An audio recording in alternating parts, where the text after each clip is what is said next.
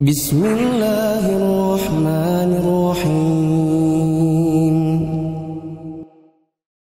Ayo bawa harta ke surga. Dukung pembangunan sekolah Islam Mufid dengan donasi ke rekening atas nama Yayasan Muflih untuk Islam dan Dakwah.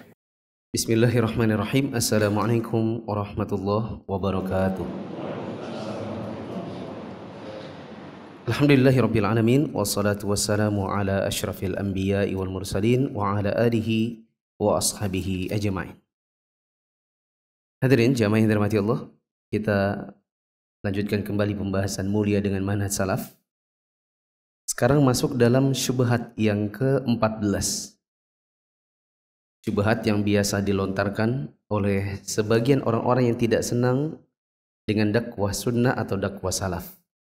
Mereka berkata, salafi itu tidak bersikap adil.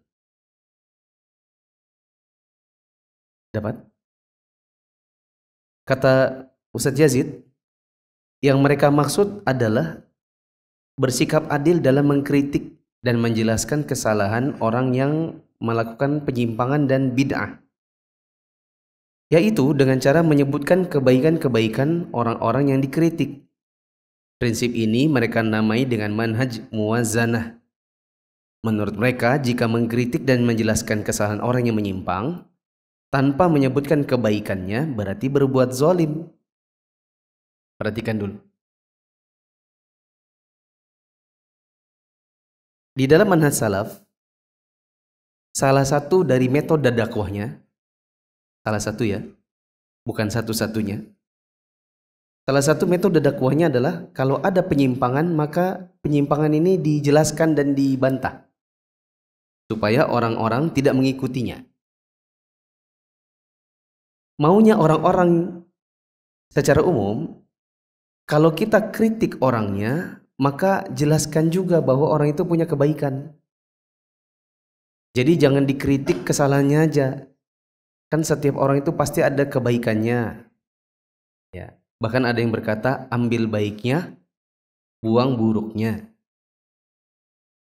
Jadi, kalau dia punya kebaikan, kebaikannya diambil. Kalau dia punya kesalahan, kesalahannya ditinggalkan. Dan kalau kita mengkritik, maka sebutkan juga bahwa mereka itu punya kebaikan. Ini maunya orang. Sedangkan dalam manhaj salaf, kalau ada yang menyimpang atau bahkan melakukan kebid'ahan, maka yang disebutkan hanya penyimpangannya, kebaikannya nggak disebutkan. Ya. Lalu mereka mengatakan harusnya itu muwazanah.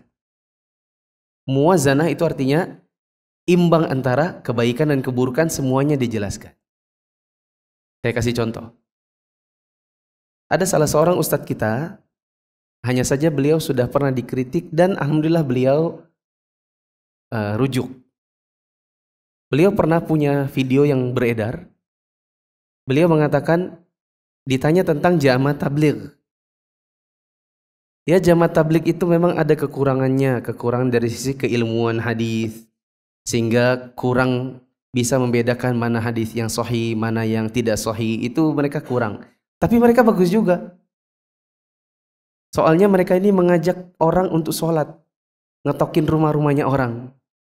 Gitu kan? Nah, ini namanya muwazanah. Muwazanah artinya keburukannya dikritik, kebaikannya disebutkan. Sampailah beredar video ini di grup-grup asatidzah, maka beliau dikritik lalu kemudian dinasehati. Walhamdulillah beliau paham. Karena di antara yang menasehati adalah langsung di antara masyayikh seperti Syekh Sulaiman Ar-Ruhaili, pengajar Masjid Nabawi. Kira-kira tahun 2017 datang ke Indonesia, bikin daurah duat, kemudian beliau dipanggil, dan dari 300-an dai ada 35 orang yang dipanggil. Saya termasuk di antara yang 35 itu. Kita ngumpul di vilanya Syekh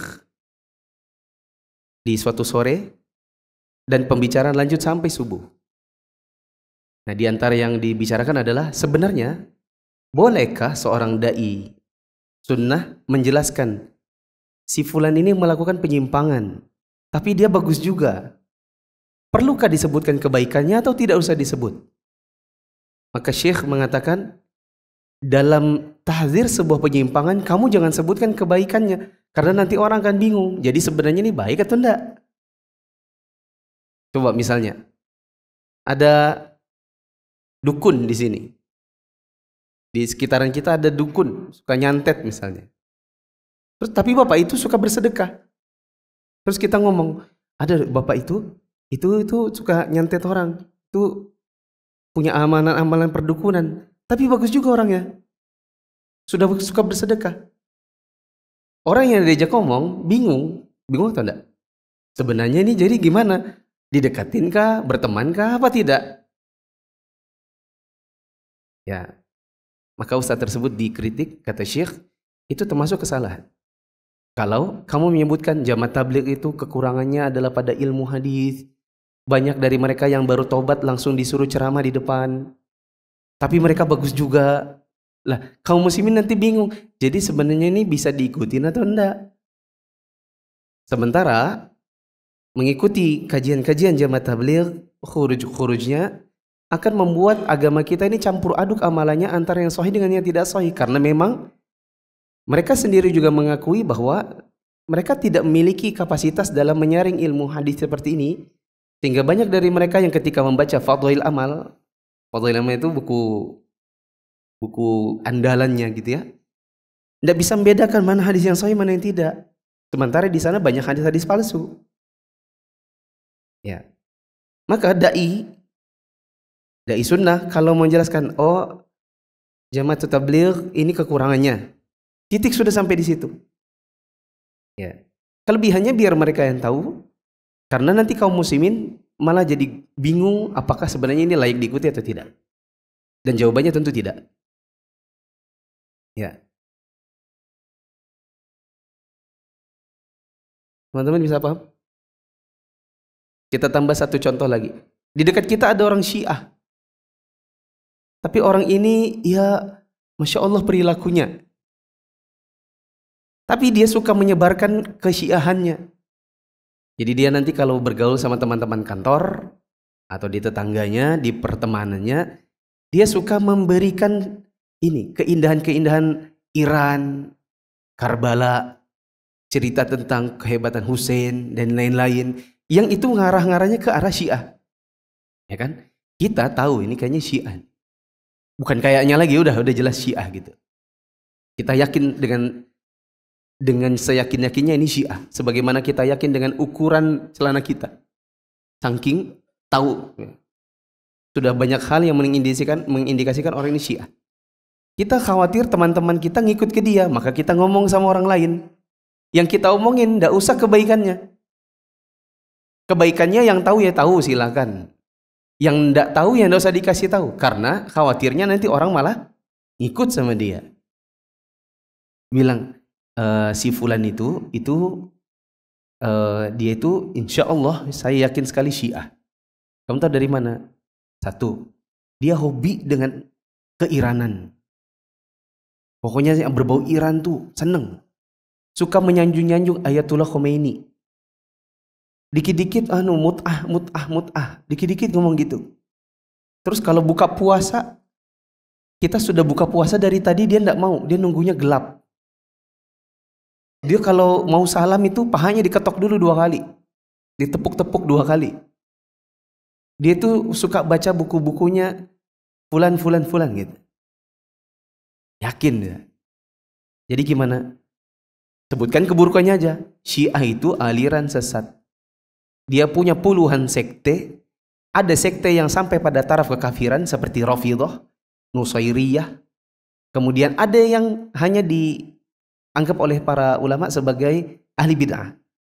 Atau orang muslim tapi ada penyimpangan seperti Zaidiyah. Nah, saya nggak tahu tuh. Kalau dia berkiblatnya selalu Iran, kayaknya dia yang Rafidhah. Dan Rafidhah itu mengkafirkan para sahabat. Itu juga salah satu indikasinya. Dia kalau kita sebut nama Muawiyah jengkel. Kalau Hussein, itu indikasi yang lain. Hati-hati kalau kita bergaul sama dia, khawatir nanti jatuh ke dalam kesyiahan. Nanti kamu masuk Syiah lagi. Nah, nggak usah lagi ditambahin. Tapi dia tuh Masya Allah, dia itu orangnya suka puasa, dia itu suka rajin sedekah. Tidak ada gunanya nyebutkannya itu lagi karena kita memang kita maunya orang menjauh dari dia. Bisa dipahami teman-teman? Beda halnya kalau kita tidak bermaksud agar orang menjauhi dia. Karena dia bukan orang menyimpang, tapi ya dia memang hanya sekedar punya kekurangan. Kita tidak bermaksud untuk agar orang lari dari si fulan. Maka ini boleh disebutkan antara kebaikan dengan keburukannya. Muwazanah itu tidak boleh dalam konteks bagi orang yang menyimpang yang kita ingin orang menjauhi dirinya. Saya singkat lagi perkataannya. Muwazanah tidak boleh dalam konsep tahdzir. Kalau kita mau tahdzir orang agar orang tidak ikuti dia, tidak boleh disebutkan kebaikannya. Tidak boleh muwazanah. Dua-duanya disebut gak boleh. Tapi di luar konteks tahdzir boleh. Misal ada seorang ustadz punya murid di pondoknya. Anak ini dikeluarkan dari pondok. Misalnya karena berkelahi. Oke? Anak ini pindah ke sekolah yang lain. Ustadz yang sekolah baru nelpon ke ustadz yang sekolah lamanya. Misalnya ke Ustadz Jihad anggaplah. Ya, yang nelpon misalnya Mufid, Padrian. Afwan Ustadz, ini saya dari SMP Mufid, nama saya Padrian. Oh ya, gimana Mu'allim? Kami mau bertanya sedikit Ustadz, boleh? Iya ya, silakan.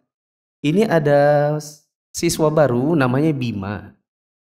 Ketika kami wawancara katanya kemarin dari Pondok Imam Syafi'i Manggar. Bagaimana ya Ustadz profilnya? Ustadz Jihad tidak bermaksud untuk agar SMP Mufid menolak dia, tidak bermaksud. Cuma ingin memberikan gambaran, maka sebutlah dua-duanya, kebaikannya, keburukannya. Paham? Bilang, oh beliau itu Masya Allah, si Bima itu sebenarnya dia rajin, dia itu juga banyak prestasinya, suaranya juga bagus. Cuma ya qadarullah kemarin terpaksa kami keluarkan karena dia berkelahi. Ya memang anak itu kalau disinggung sedikit langsung nonjok memang. Gitu. Jadi disebutkan keburukan plus kebaikannya. Dalam konteks bukan tahdzir, iya. Kasihan kalau cuma disebutkan keburukannya, di mana nanti dia sekolah? Ya atau tidak? Tapi kalau yang dikeluarkan ustadz, Adrian nanya, Ustadz Jihad mau bertanya, ini ada guru, dia melamar di Mufid mau jadi guru. Nah, katanya kemarin jadi guru di Imam Syafi'i Manggar. Bagaimana Ustadz profilnya?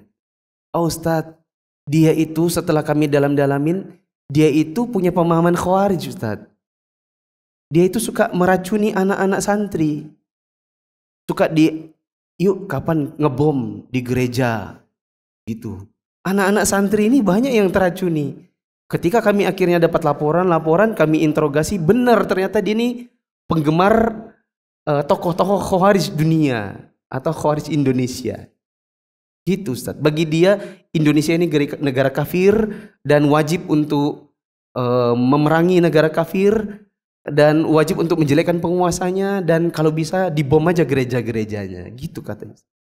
Nggak usah lagi disebut. Tapi dia Ustaz bagus, orangnya itu suka sholat malam, dia itu nggak usah lagi, nggak ada pentingnya. Karena kita memang mau menjauhkan si fulan ini karena penyimpangannya. Teman-teman bisa pahami dan bisa bedakan kedua kasusnya?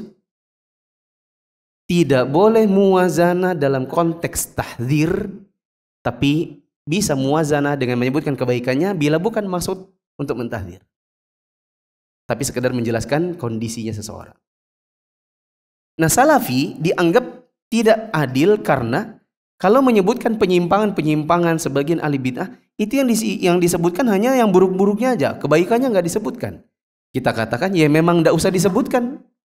Wong kita memang maunya kaum muslimin itu menjauh dari penyimpangan kok. Buat apa kita menyebutkan kebaikannya orang Syiah? Misalnya orangnya baik, suka sedekah, membangun masjid, nggak perlu, nggak penting. Ya, karena kita khawatir kaum muslimin mendekat ke arah dirinya, lalu kemudian terjerumus ke sana. Ada masjid nih, di MT Haryono. Entah kalau sekarang ya. Wallahu a'lam. Tapi ada indikasi-indikasi ke arah Syiah. Begitu juga di Sungai Ampal. Ada indikasi-indikasi ke sana. Kita maunya kaum muslimin jangan ke sana. Karena kalau ke sana nanti ikut-ikut kajiannya, diajak mut'ah nanti. Ya, saya punya teman yang memang sudah pernah ke sana, yang di MT Haryono itu, coba-coba dan dialog-dialog dikit ini, beneran. Diajak apa? Mut'ah. Begitu. Nah, kita nggak usah lagi bilang, oh di sana itu tapi bagus kalau Senin Kamis dia bikin buka puasa bareng, terus di situ tuh banyak pembagian sembako, bagus. Imamnya itu baik, nggak perlu. Buat apa nyebutkan kebaikannya? Mau orang pergi ke sana, terus orang pulang-pulang jadi Syiah? Kan enggak. Bisa dipahami? Rafi' bin Ashras rahimahullah berkata, akibat dari orang yang suka berdusta adalah kejujurannya tidak diterima. Akibat dari orang yang berbuat fasik dan bid'ah, kebaikannya tidak boleh disebutkan. Nah, ini disebutkan oleh Al-Imam Ibn Rajab dalam Syarah Ilal At-Tirmidzi. Kata Syekh Shalih bin Fauzan, apabila orang yang dikritik termasuk ahlu sunnah wal jamaah dan kesalahan-kesalahannya dalam permasalahan yang tidak berkaitan dengan akidah, maka orang ini disebutkan kebaikannya. Kesalahannya ditutupi dengan sebab usahanya dalam menolong sunnah.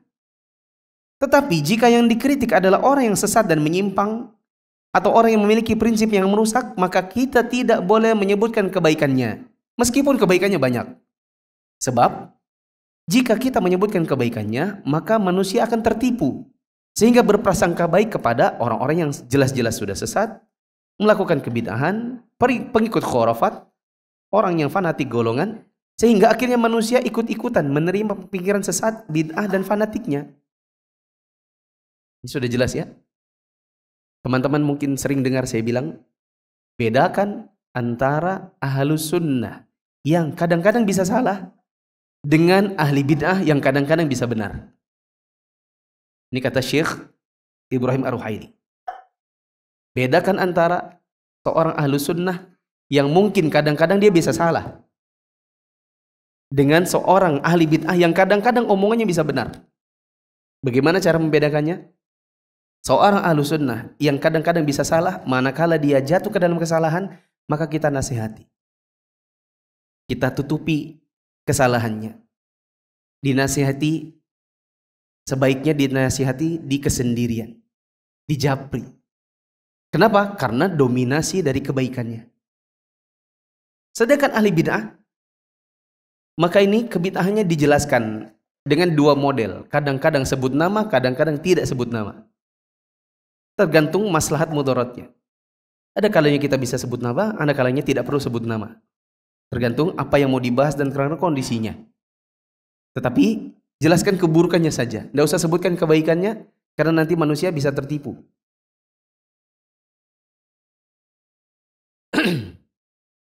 Tadi pahami? Ini termasuk jawaban bila suatu saat teman-teman siapa tahu didebat oleh temannya. Kamu punya guru-guru itu yang ustadz-ustadz, katanya ustadz-ustadz salafi itu kan kalau kritik orang tuh terang-terangan. Coba didatangi dulu, dinasihati dulu. Kita katakan, kalau kesalahannya muncul dari segudang kebaikan, oke, karena ini nasihatinya kan gampang aja. Apa sih kesalahannya? Beberapa asatizah kita ada yang pernah dinasihati secara langsung. Saya pun pernah menasihati ada sebagian asatizah, tapi secara langsung. Sebaliknya saya pun pernah punya salah lalu ditelepon sebagian asatizah secara langsung. Kita menasihati tapi tidak dengan media sosial. Karena tauhid sunnah yang kita ajarkan lebih banyak ketimbang kesalahan titik-titik yang mungkin kadang kita lakukan. Tapi orang yang ahli bid'ah, yang kesalahannya, penyimpangannya, kebid'ahannya begitu membuncah, terus kita harus telepon satu, capek. Sedangkan mereka saja menyebarkan kebid'ahan, tidak pakai tabayun, tidak nanya dulu. Jadi paham gak? Ada sebagian orang yang menyampaikan seperti itu. Coba mengkritik antum sama UAS itu, coba menyampaikan dulu secara japri gitu. Tidak dijawab juga kok. Dan kritikan ini kan bukan yang baru yang pertama. Film religi kemarin itu bukan pertama. Sebelum-sebelumnya ada banyak. Dikritik dengan tulisan, dengan video, dengan kalimat yang baik. Japriin, enggak juga. Ya sudah. Lagi pula capek kita kalau harus semuanya dijapri. Karena kesannya terlalu banyak. Nah, sedangkan ketika yang bersangkutan misalnya dulu pernah menyebarkan bahwa di Masjid Nabawi ada peringatan Maulid Nabi, yang bersangkutan tidak tanya-tanya dulu sama ustadz-ustadz yang ada di sana. Kalau nyebarin hoax nggak nanya. Sedangkan kalau giliran kita mau kritik harus nanya dulu. Itu namanya apa? Itu malah nggak adil ya. Saya kira cukup sampai di bahasan ini untuk syubhat yang ke-14. Syubhat yang ke-15, Salafi itu kata sebagian orang, Salafi tidak peduli dengan nasib kaum muslimin. Apa yang dimaksud wallahu a'lam. Kita baca dulu kata mereka. Mereka, para Salafi itu mengerahkan kemampuan mereka untuk mengajarkan kitabullah dan sunnah Rasul dengan pemahaman salafus saleh. Mereka mengajarkan akidah, mengajarkan akidah yang benar dan selamat dari kotoran syirik dan bid'ah. Mereka Salafi itu mengajarkan manusia tentang nama-nama dan sifat Allah yang sesuai dengan keagungan Allah. Salafi itu mengajarkan sunnah-sunnah yang sahih dalam masalah ibadah, muamalah, akhlak dan lain-lain. Salafi itu melarang kaum muslimin untuk berbuat syirik, bid'ah, khurafat dan lain-lain. Salafi itu melarang kaum muslimin dari perbuatan dosa, baik yang besar maupun yang kecil. Nah, terus kalau dikatakan Salafi itu tidak perhatian dengan kaum muslimin, yang mana yang tidak perhatian? Apakah dakwah ini bukan bentuk perhatian? Apakah dakwah yang kita lakukan siang malam, ngaji kitab, ngaji buku-buku para ulama, ngaji kalam-kalam para ulama, apakah itu bukan perhatian kepada kaum muslimin? Maka saya jawab begini teman-teman. Saya tidak lanjutkan perkataannya Ustaz Yazid. Saya cuma mau bilang gini. Kalau mau dipukul rata seluruh Salafi atau manhaj salafnya itu sendiri tidak perhatian dengan kaum muslimin, maka ini salah. Karena justru manhaj salaf sangat perhatian dengan kaum muslimin, makanya mereka getol untuk mengajarkan kaum muslimin tentang tauhid, tentang sunnah. Apa yang dilarang, apa yang boleh, bagaimana akhlak yang baik, bagaimana hadis yang sahih, bagaimana muamalah yang sesuai syar'i. Masih banyak kebaikan-kebaikan yang sudah diajarkan oleh para asatidzah salafiyin atau dai-dai salafiyin, dan itu sudah cukup untuk membuktikan bahwa salafi itu perhatian dengan kaum muslimin. Bila mau digeneralisir. Tapi kalau mau dibelah oknumnya, orang per orang, maka iya, bisa jadi memang sebagian dai-dai salafi atau bahkan sebagian oknum-oknum salafi memang tidak perhatian dengan kaum muslimin. Ada. Saya mungkin salah satunya yang kurang dengan nasib kaum muslimin, mungkin. Nah, makanya ada yang bertanya, kok Yayasan Mufid itu Ustaz tidak punya divisi sosial? Kok tidak ada peduli? Kalau Jogja ada peduli muslim, ada peduli ini, ada peduli Merapi, ada peduli gempa, ada ini, ada ini, ada ini. Ada lembaga zakat. Kok Mufid tidak punya? Saya katakan mungkin itu wujud dari kurangnya jiwa sosial yang ada di sayanya terutama. Kalau Salafi tidak peduli dengan kaum muslimin, mungkin saya salah satunya. Tapi untuk hukumi saya sebagai oknumnya. Jangan hukumi Salafinya secara general. Karena betapa banyak perhatian sebagian dai-dai Salafi yang mungkin tidak terpublish. Teman-teman tahu sebagian asatidzah kita di zaman sekarang ini yang sudah senior-senior, yang sudah umur 60 ke atas, itu banyak yang sudah berhenti dari ngajar kitab. Kenapa? Sudah berlalu masanya buat mereka sejak usia mereka 20-an sampai 50-an. Sekarang mereka kesana kemari untuk menyalurkan bantuan. Dapat dana-dana dari Saudi, dari Kuwait, dari Qatar dan lain-lain. Datang ke pelosok-pelosok, bangun masjid, bangun pondok, bangun tahfiz, bangun. Bikin sunatan massal. Mereka akhirnya sudah tidak ada lagi waktu untuk ngaji kitab. Mereka bilang, sudahlah untuk ngaji kitab ini kasih aja kepada yang muda-muda. Kita yang tua-tua ini yang pegang dana, kita yang keliling ke Indonesia. Seluruh Indonesia, ke Papua, kemana-mana. Bikin sosial. Apakah itu bukan perhatian dari Salafi untuk kaum muslimin? Ada sebagian asatidzah kita seperti Ustadz Abu Sa'ad rahimahullah yang rutin pergi ke Palestina, ke Sudan, ke beberapa daerah Afrika untuk menyalurkan bantuan kaum muslimin. Teman-teman tahu Roja itu punya Roja peduli kurang lebih seperti itu. Menyalurkan bantuan-bantuan kaum muslimin. Ada peduli muslim juga. Ya, masih banyak lagi lembaga-lembaga yang dibangun oleh teman-teman Salafi untuk menyalurkan bantuan tersebut kepada orang-orang yang membutuhkan. Itu semua bentuk perhatian. Sehingga kalau seandainya ada dari sebagian da'inya atau sebagian dari kitanya yang kurang perhatian kepada kaum muslimin, maka itu hanya oknum. Tidak boleh digeneralisir kepada seluruh salafin. Ngomong-ngomong, saya jadi teringat kalau dari teman-teman ada yang keluarganya, tetangganya, kakek neneknya atau siapa yang teman-teman yakin itu adalah mustahik zakat, maka datang ke saya karena saya masih pegang ada sebagian uang zakat yang belum kunjung tersalurkan sebagiannya lagi. Kenapa saya juga tidak langsung menggelontorkan semuanya, kadang saya cicil. Karena ada sebagian teman-teman juga, ini ketika dikasih uang besar,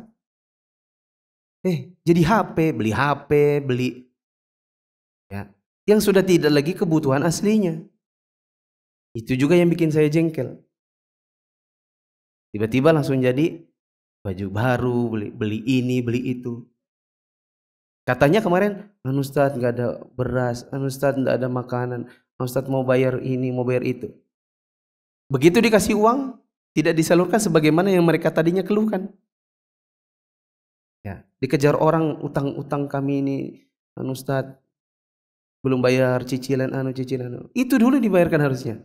Nah, ini ketika kita kasih uang besar, langsung habis buat sesuatu yang tidak sesuai gitu. Makanya saya kalau ngasih zakat itu memang nggak banyak-banyak. Harapannya untuk bisa disalurkan dengan kebutuhan pokok. Kebutuhan yang betul-betul asli.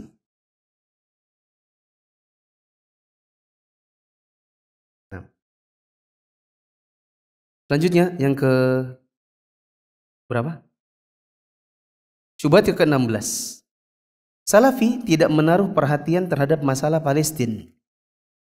Ini kita sudah sempat bahas beberapa pertemuan yang lalu. Bahwa Salafi tidak perhatian dengan Palestina itu karena satu, memang ada sebagian oknum yang tidak begitu perhatian. Memang ada. Tapi itu kan oknum, tidak bisa digeneralisir. Yang kedua, ada sebagian Salafi yang punya perhatian besar, tapi memang tidak kelihatan di media sosial. Tidak seperti sebagian orang yang memang getol di media sosial. Ketiga, ada sebagian orang yang punya perhatian kepada Palestina, tapi memang tidak diberitakan. Kalau ada ustadz-ustadz tertentu, yang ustadz-ustadz ini memang followernya banyak, sehingga di Indonesia orang suka meliput dia karena bisa naikkan engagement namanya. Ya, ustadznya pakai syal Palestina, pakai baju Palestina, terus bikin siaran, kami menggelontorkan dana 6 miliar untuk Palestina. Viral. Kenapa 6 miliar? Karena yang nyalurkan ustadz yang viral, yang memang followernya banyak. Begitu yang nyalurkan Roja, tidak ada yang mau yang liput. Karena Roja tidak mengangkat engagement mereka. Ya, Roja kalau mau di Roja TV kalau mau di total berapa saluran yang mereka salurkan untuk Palestina juga banyak. Cuman memang tidak begitu menarik untuk diliput oleh orang-orang. Ya, Roja siapa? Tapi nanti kalau itu loh Ustadz Anu yang memang punya nama besar, semua orang mau liput itu. Karena dengan liputan itu nanti menaikkan medianya masing-masing. Coba kalau Raja Abdullah. Ada ustadz di Indonesia ini yang nyalurkan 6 miliar rupiah.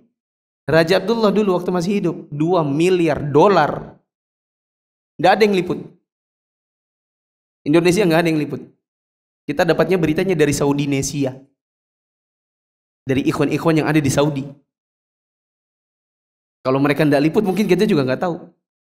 Karena memang bukan tipikal-tipikal suka diliput. Bukan juga tipikal orang yang suka cari muka. Sehingga 2 miliar dolar kali 15.000 rupiah itu berapa? Dibandingkan 6 miliar rupiah tadi itu nggak ada apa-apanya. Tapi memang karena yang nyalurkan beda juga cara orang meliputnya. Sehingga yang salafi itu ndak ada yang tahu, ndak ada yang ngeliput, jadi ya dibilang nggak perhatian. Salafi menganjurkan orang-orang yang mengikuti manhaj salaf untuk mendoakan kaum muslimin di Palestina. Tapi memang mereka, karena memang mereka bukan orang yang suka bermusik, sehingga mereka tidak pandai dalam menciptakan lagu tentang Palestina. Sedangkan harokah, karena mereka membolehkan musik, maka mereka nyanyikan. Dan itu dijadikan syiar. Karena memang orang suka dengan musik. Sehingga yang suka dengan musik, lalu kemudian menyiar-nyiarkannya, dianggap punya perhatian. Sedangkan salafi yang tidak suka dengan musik, nggak punya perhatian. Padahal perhatiannya salafi itu dari Jumat doa.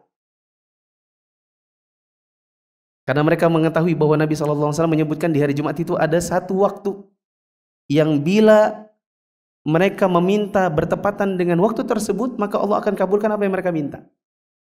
Diajarkan kepada para salafi, ayo doakan kaum muslimin yang ada di Palestina terutama di waktu-waktu mustajab, termasuk diantaranya sore hari Jumat seperti hari ini.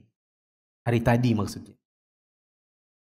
Cuma memang mereka tidak seperti orang yang suka pakai syal Palestina, baju berwarna Palestina, suka pakai topi-topi Palestina atau demo, enggak. Sehingga perhatiannya itu tak kelihatan. Tapi jangan dikatakan tidak punya perhatian. Coba kita baca. Ada paragraf yang bunyinya sesungguhnya salafiyin tidak pernah diam. Dapat? Setelah ayat. Sesungguhnya salafiyin tidak pernah diam dan tidak akan diam untuk menjelaskan tujuan syariat Islam dan kaidah-kaidahnya. Bahwa Yahudi dan Nasrani adalah musuh kaum muslimin. Ini merupakan akidah yang kita ditanamkan dalam semua sisi kehidupan. Ya, jangankan mau jadi anteknya Yahudi, trompet aja nggak mau, haram katanya salafi. Dan alhamdulillah bahwa salafiyin memiliki peran dalam perkara Palestina sejak tahun 30-an.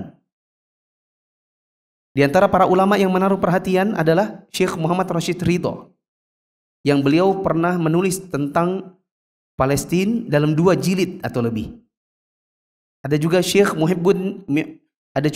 Muhibbuddin Al-Khatib As-Salafi, Al-Muhaddith As-Salafi Ahmad Syakir.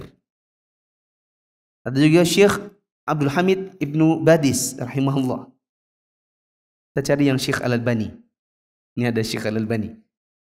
Demikian juga Syekh Al-Albani yang sering dijadikan bulan-bulanannya orang-orang yang tidak suka dengan salafi. Beliau adalah salah seorang ulama yang pernah bergabung dalam mujahidin di Palestina tahun 1948.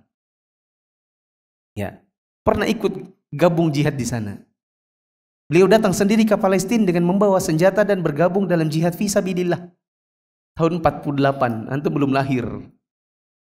Ya. Lantas apa yang telah dilakukan oleh orang yang membangkitkan kemarahan kaum muslimin? Apakah mereka mengajarkan agama dan ilmu kepada rakyat Palestina? Dan masih banyak argumentasi yang lain. Tapi oke lah. Kalau dikatakan kita kurang perhatian terhadap Palestina, ya mungkin ini bisa jadi koreksi dan sekaligus bahan untuk kita introspeksi. Oke, mungkin kita juga kurang dari sisi perhatian kepada Palestina. Syubhat ke-17, katanya Salafi itu teroris. Dan ini yang ngomong ini kadang-kadang adalah orang-orang yang justru berada di lembaga pemerintahan yang harusnya justru mengedukasi masyarakat dengan baik. Siapa teroris, siapa bukan. Mereka bilang kadang-kadang Wahabi itu teroris. Walhamdulillah, sebagian dari petinggi-petinggi negara juga banyak yang tahu bahwa justru kalau Salafi itu malah anti yang gitu. Ya. Ini sebenarnya kalau dia bilang Salafi itu teroris, ini gampang jawabnya, dikit aja. Bagi Salafi demo aja haram, gimana mau ngebom? Itu aja. Demo aja nggak boleh. Nah, cukup sudah. Karena demo itu kan nanti pengantar-pengantarnya lagi. Itu pengantar menuju yang lebih rusak daripada demo. Turun ke jalan aja. Untuk masyayikh Salafi itu nggak boleh. Salafi itu nggak suka dengan demo. Bagaimana mau Salafi mau datang ke gereja mau ngebom? Ya, aneh banget. Sesungguhnya terorisme ini dilakukan oleh ahli bid'ah yang punya pemahaman khawarij. Di Indonesia ini ada memang sebagian orang, oknum-oknum kaum muslimin yang mereka punya pemahaman negara ini tidak berhukum dengan syariat Islam. Berarti negara ini negara kafir. Apa dalilnya yang kemarin? Sudah dibahas kan kemarin? Wa man lam yahkum bima anzalallah fa ulaika humul kafirun. Siapa yang tidak berhukum dengan hukum Allah maka dia kafir. Berarti negara ini negara kafir. Padahal kata Ibnu Abbas, kufur di sini kufur amali dan bukan kufur i'tiqadi. Kufur amali bukanlah yang mengeluarkan seseorang dari Islam. Balik ke pemikiran mereka. Karena ini negara kafir, jadi pemerintahnya kafir. Karena pemerintahnya kafir, tidak berhukum dengan hukum Allah maka kafir, maka boleh diperangi. PNS-nya itu kafir. Anggota dewan itu semua kafir karena mereka tidak berhukum dengan hukum Allah, katanya. Ya. Gereja-gerejanya boleh pokoknya ini adalah negara tempatnya kita berperang. Ini darul harb. Ini negeri untuk berperang katanya. Maka muncullah terorisme dengan mengebom gereja, mengebom di malam Natal, mengebom di kafe-kafe, di Bali, di hotel yang itu cabangnya Amerika dan lain-lain. Yang melakukan itu semua justru orang yang Salafi itu punya kuncinya. Malam kemarin kita sudah jelaskan, ada orang dulunya JI, yaitu Ustaz Abdurrahman Ayub rahimahullah. Dulunya orang JI dari tahun 82 gabung di sana, suka ngebom dan mengkafirkan negeri ini. Tapi ketika dialog sama Salafi, taubat dia dari ngebom. Berarti Salafi itu bukan yang teroris, malah Salafi itu pemegang kunci supaya orang itu taubat dari teroris. Gitu harusnya.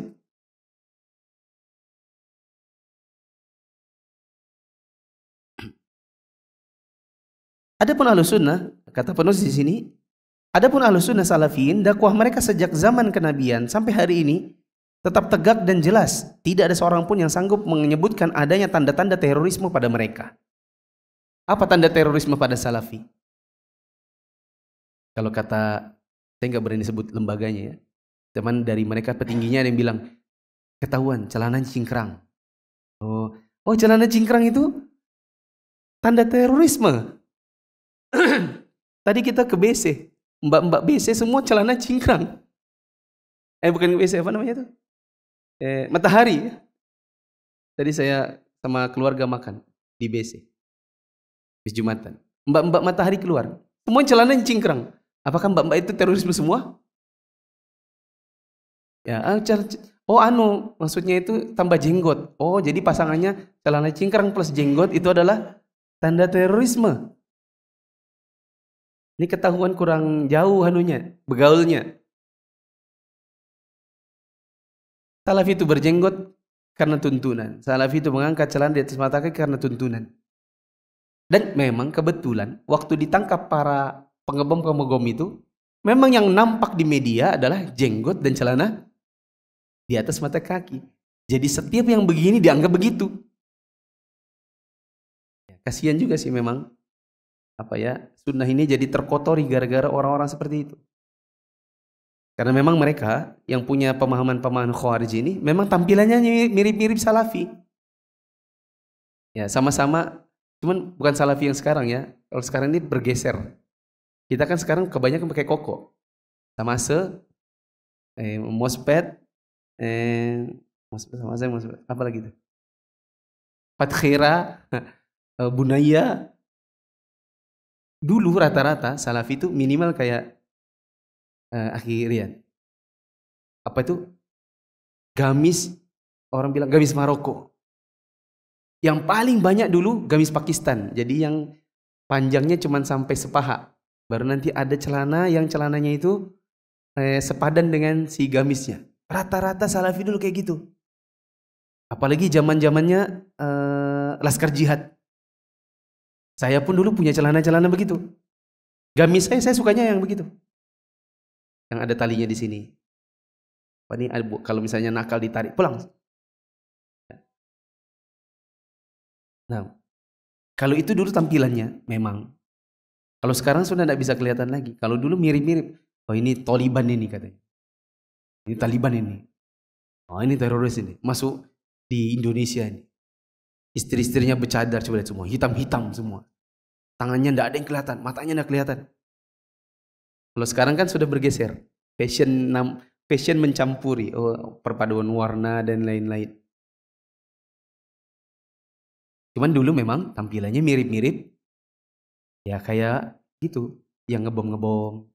Kemudian mirip-mirip yang ada di Taliban. Yang mirip-mirip yang ada di Pakistan. Karena pakaiannya yang diproduksi yang mengikuti gaya-gaya sana. Tapi kembali lagi, gampang saja. Apakah Salafi itu teroris? Kita jawab dengan dua sisi. Satu, Salafi itu jangankan kamu suruh ngebom, suruh demo aja dia tidak mau. Makanya kamu tidak melihat ada Salafi ngikut-ngikut di 212, 411, tidak ada. Ya kenapa? Mereka nggak gabung ke sana karena bagi mereka tidak demo itu akidah. Yang kedua, bahwa Salafi itu justru yang banyak menyadarkan kaum-kaum teroris. Karena mereka menafsirkan wa man lam yahkum bima anzalallah fa ulaika humul kafirun seperti penafsiran Ibnu Abbas bahwa kekafiran yang dimaksudkan dalam ayat itu kufrun duna kufr. Kekafiran yang tidak mengeluarkan kaum muslimin atau yang melakukannya penguasanya dari Islam. Sehingga Salafi itu tidak menganggap negeri yang tidak berhukum dengan syariat Islam itu sebagai negeri kafir. Begitu juga penguasanya, apalagi PNS-nya. Berapa banyak Salafi itu PNS? Saya dulu juga gitu. PNS. Azan dulu.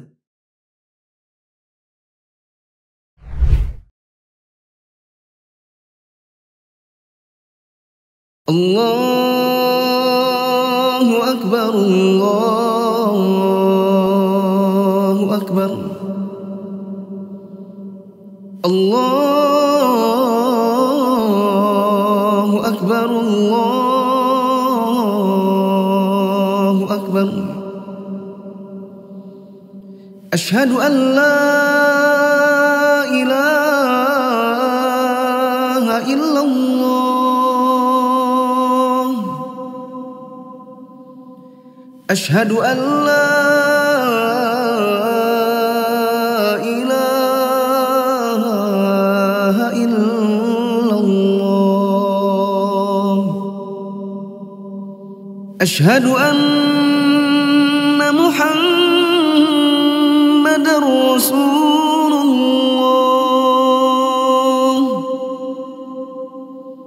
Ashhadu anna Muhammadar Rasulullah.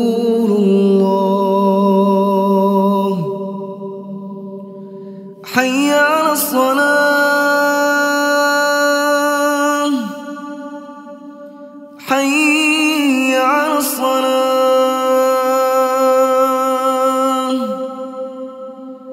hayya 'alal falah,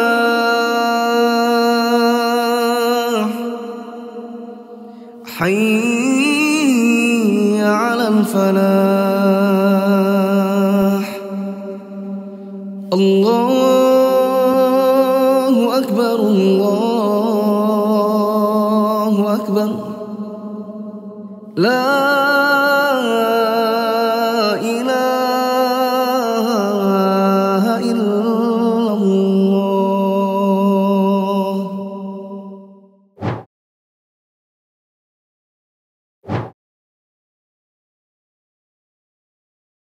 Ada yang mau bertanya? Tinggal 5 menit soalnya. Kalau mau dilanjutkan tidak cukup waktunya. Kalau ada mau bertanya silakan.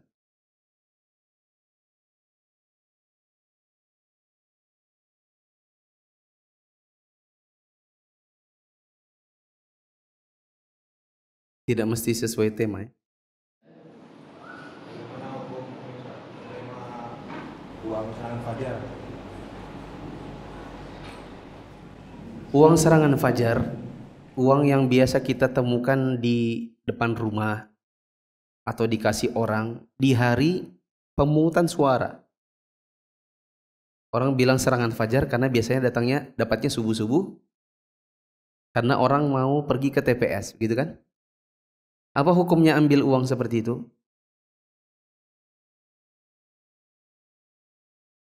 Ada fatwa Lajnah Daimah.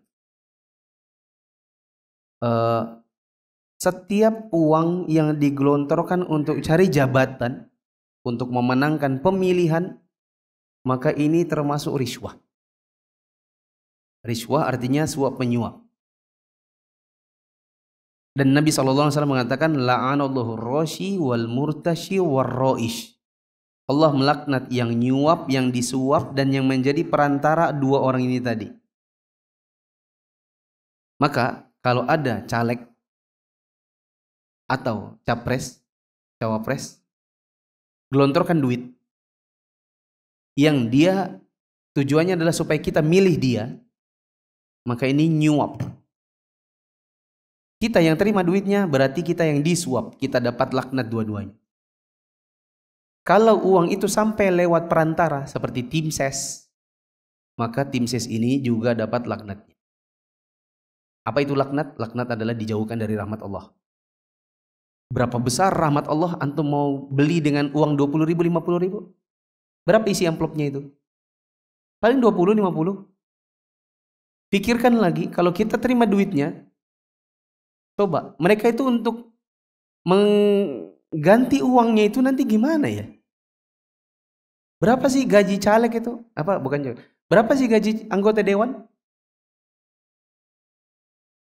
Berapa dengan yang harus dia keluarkan, yang harus dia ini ya? Kan pasti ada kayak RAB-nya lah ya. Berapa yang harus saya keluarkan untuk saya menang? Dan berapa nanti gaji yang saya terima selama 5 tahun? Nutup gak itu? Kalau nggak nutup, kira-kira ngapain dia supaya bisa nutup? Jawabannya? Korupsi. Terima suap, markup proyek. Kan gitu. Meskipun oke, enggak semua. Tapi yang jelas, kalau hanya sebatas ini saja, ini termasuk uang suap. Kalau kita terima uangnya, di dalamnya ada amplopnya. Anggap saja misalnya calegnya namanya Yazid. Ya kan? Kita pilih yang namanya tertera di amplop tersebut, ambil uangnya, maka ini makan uang suap. Kalau ternyata di dalamnya namanya Yazid, kita malah pilih yang lain, maka kita jadi dua dosanya. Dosa yang pertama, terima uang suap. Yang kedua, nipu. Itu nipu. Ya, karena tidak sesuai dengan kesepakatan. Anda terima uang, kalau pilih saya, itu kan maksudnya.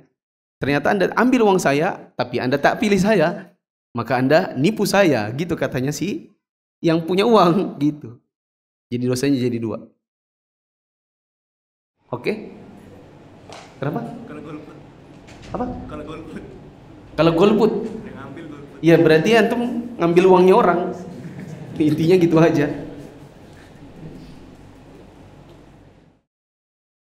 Sementara orangnya ngasih uang itu buat supaya kita memilih dia. Dah. Jadi nggak boleh diambil. Jadi diapain tuh satu uangnya? Sayang juga. Gimana ya? Saya juga bingung ya. Kalau mau dimasukkan uang kotak infak masjid, ya mungkin itu lebih aman karena kita ndak ambil. Atau kalau kita ngasih kembali ke orangnya, mana orangnya kita juga nggak tahu siapa. Karena kadang-kadang yang ada di foto ini siapa orang ini? Tiba-tiba aja fotonya ada di situ. Ya Allah a'lam. Demikian, subhanakallahumma wa bihamdika, asyhadu an la ilaha illa anta, astaghfiruka wa atubu ilaik. Wassalamualaikum warahmatullahi wabarakatuh.